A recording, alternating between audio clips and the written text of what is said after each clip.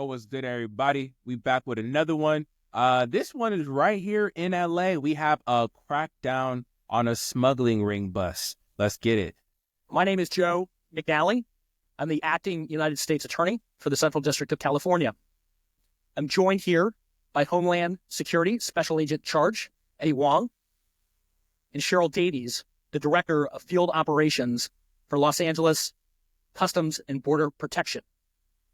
We're here today to announce federal criminal charges against 9 defendants who worked with partners in China to operate a criminal network that illegally smuggled what we estimate to be more than $200 million worth of counterfeit goods from China. 200 million though? But look, come on now. Let's be honest. If you've been to Sandy Alley, like, you already know what's good. If you've been out in LA, dog, you already know what's good. They got the fake everything. Shades, shoes, socks, Balenciagas, Cartiers, like, it's all here. Into the United States through the ports of Los Angeles and Long Beach. The Los Angeles and Long Beach ports are the busiest container ports in the Western Hemisphere. Ensuring the integrity of who and what comes into our country is critical to our border security and ultimately to our national security. The 9 defendants charged in the indictment participated in a wide-ranging scheme to circumvent inspections at the port I gotta speed this up. of Los Angeles and Long Beach. The scheme involved logistics companies, warehouse owners, and corrupt truckers. They worked as criminal partners to defy U.S. customs laws to illegally smuggle enormous quantities of goods from China into the United States. 8 of the 9 defendants have been arrested. One defendant, the lead defendant, who orchestrated the scheme, is a fugitive and is believed to be in China. Let me talk to you how the scheme worked. He said, I ain't about to be there. I ain't even there. I'm not there. How am I getting in trouble? I never even lived in the country. I like him. Part of the scheme, the defendants and their criminal partners in China filled shipping containers with contraband, counterfeit goods, illegal and dangerous chemicals, and other contraband that is not permitted to be imported into the United States. U.S. law requires that all containers coming into the United States be sealed with a locked security seal that is assigned a unique number. This is a security system. Containers, from the time they leave China, cannot be opened until they arrive in the United States and clear the Customs and Border Patrol inspection process. And the seals are key to that security process. Members of this scheme in the United States and China evaded this security system by learning in advance the unique serial numbers assigned to these seals that would be associated with their illegal shipments. And they created duplicate fake seals in order to circumvent the inspection process. They would create those duplicate fake seals in China, and they would send them from China to their criminal partners here in the United States. When the shipments arrived at port here in Long Beach and Los Angeles, U.S. Customs and Border Protection would direct, as part of their normal process, that some of those containers go to secondary inspection. Those secondary inspection sites are a short distance from the port. Instead of taking the containers from the port to those secondary inspection sites, members of the scheme, including the corrupt truck drivers, would instead take the contraband shipments to off-site warehouses.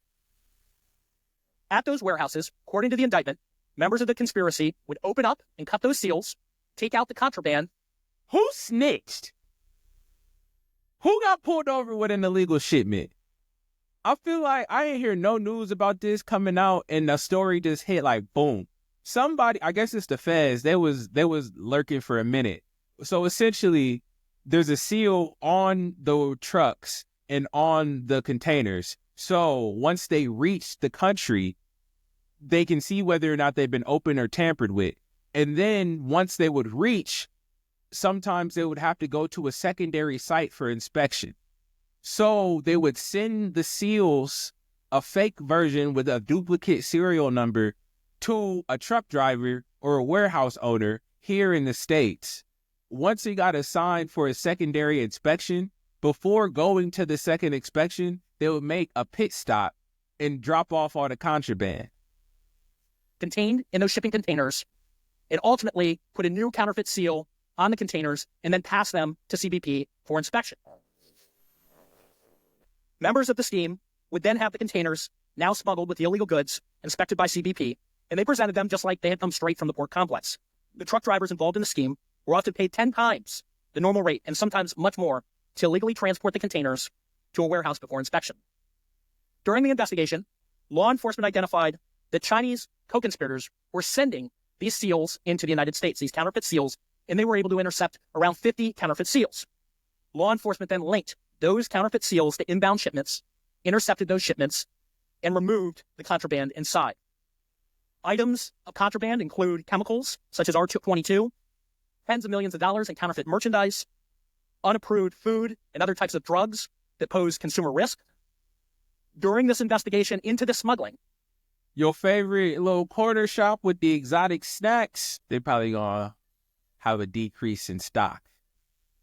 The little smoke shops that be having all the jewelry and the incense and stuff, you're probably gonna be on a little shortage in inventory. Federal authorities seized roughly $130 million worth of contraband. And we conservatively estimate that the defendants who are charged here and their criminal partners in China smuggled more than $200 million worth of goods into the United States.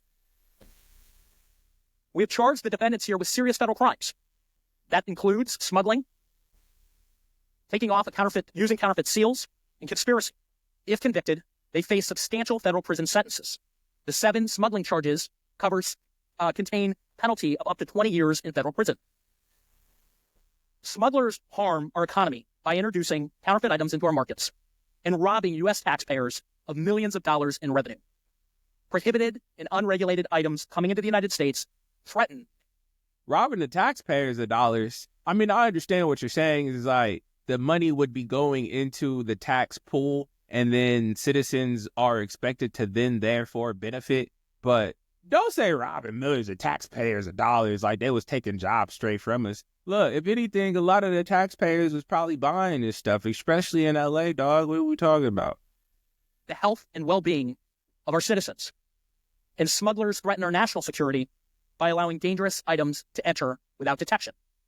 Let me end where I started, and that is that our border and port security is critical to our national security.